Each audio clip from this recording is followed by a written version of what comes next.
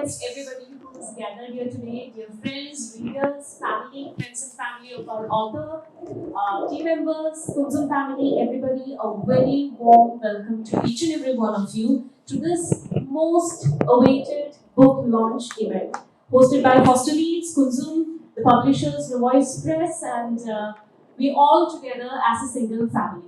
My name is Nagma, and I'll be your host for the day. But more than me, you will need to be listening to the author and our chief guest here today. Well, before we dive into the magical world of literature, let me take a moment to introduce our chief guest. We are honored to have with us a celebrated author and a dynamic individual who has graced the literary world with his exceptional words. Our chief guest for the evening is none other than the prolific author, Mr. Kevin Missal. With his 15 best-selling novels and a passion for Indian mythology, history, and philosophy, Mr. Missal has left an remarkable impression in the literary landscape. Let's give him a warm round of applause, everybody. And Kevin, welcome to this evening.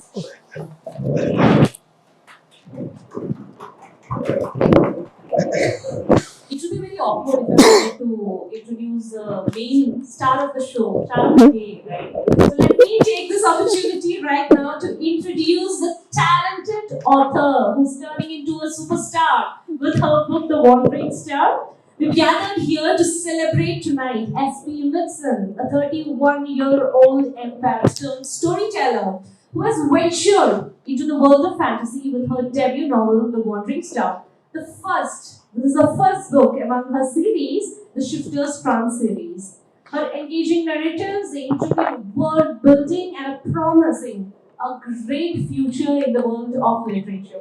Welcome to you, dear S.P. Mittson. We call you by multiple names, but today we want to be introducing and addressing you as the pen name that you've given to yourself, S.P. Mittson. Welcome to the gathering. Thank you. Before we deep dive into every details of the book, before each of you who are gathered here today purchase a copy of the book that is available, and before you get the chance to ask our author and the chief guest a lot of questions, yes, you are having a chance to ask a lot of questions. Before you do all of that, we will engage, or today we will get engaged to an amazing, interesting conversation between our chief guest and the author. So I will hand over the entire stage to our chief guest and the author for a quick discussion regarding the book, post which you will have the time to ask your own questions as well to both the chief guest and the author. Thank you so much. Thank you so much, everyone, for first of all being here. I'm not here as a writer. I'm not here just as an author as well. I'm here as a publisher of S.P. Mittson's book, and I'm very glad to be here, very proud. I've known her for, I think, quite some time now, almost a year, I guess. More than a year.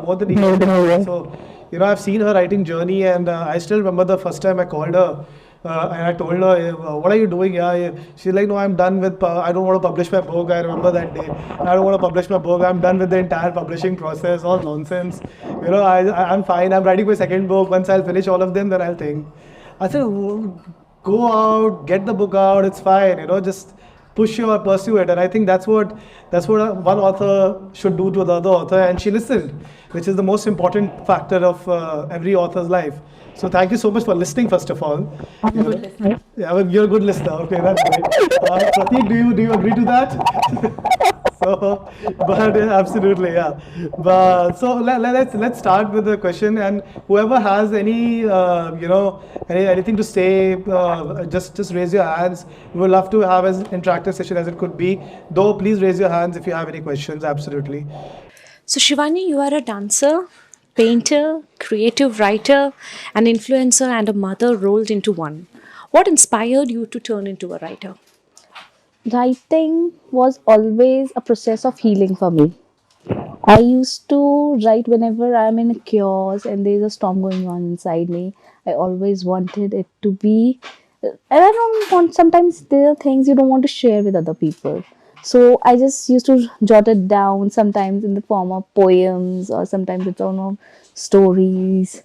And to be very frank, these are my friends who boost me up, who used to read all those things. It's like, you can write it down. You will write and we will read. Well, that was the thing that made me a writer. So you say it began with scribbles, Yes. but your writings reflect you living in your world of fantasy. How did you come about? Fantasy, see, we live in the world of Panchtantra. Since starting, when you're brought up, you have been told all the stories about Panchtantra, Vedas, Upvedas. So what do you feel like is, see, there's a story about the Big Bang Theory again. In our Vedas, the story is like ki, the gods, it was all darkness and the water was hidden inside. Four gods came and they started dancing in the sea, and the whirlwind they created, the dust of whirlwind they created, and that what became a sun.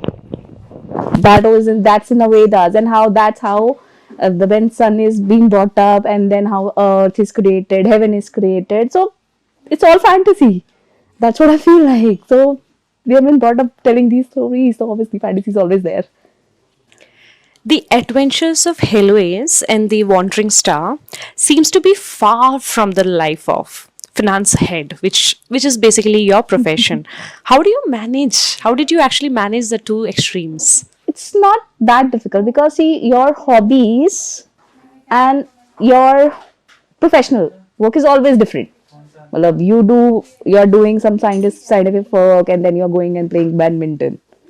You're doing, well, it's a hobby to me. Writing is a hobby, it's my passion. And the working space is something very different. Can you take us through the journey of your experience of writing the book? Of writing my book. See, that was a corona period. I just remember it was a corona period. I was in a I just had a baby, and I was stuck with a small baby in a room because it was corona, so I was not allowed to get outside. And after a period of time, I wanted to do something. I wanted to express myself. Again, I told you, like, there's a storm going on inside. You have to just expel it. So I started writing again. That's how I started writing this time. Where do you seek to take the book from here? Oh, it's like shooting for the stars. Yeah, in the ground, and yeah, we are shooting for the stars, aiming for the stars, like that.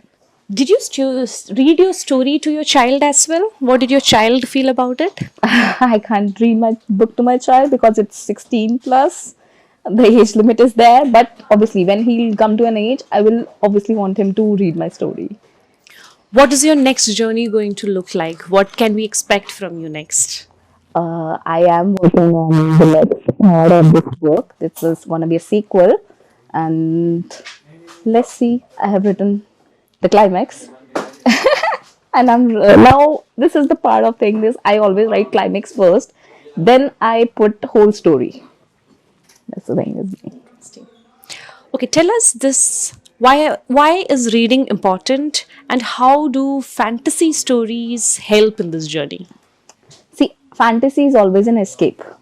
What I feel like is fantasy world gives you infinity.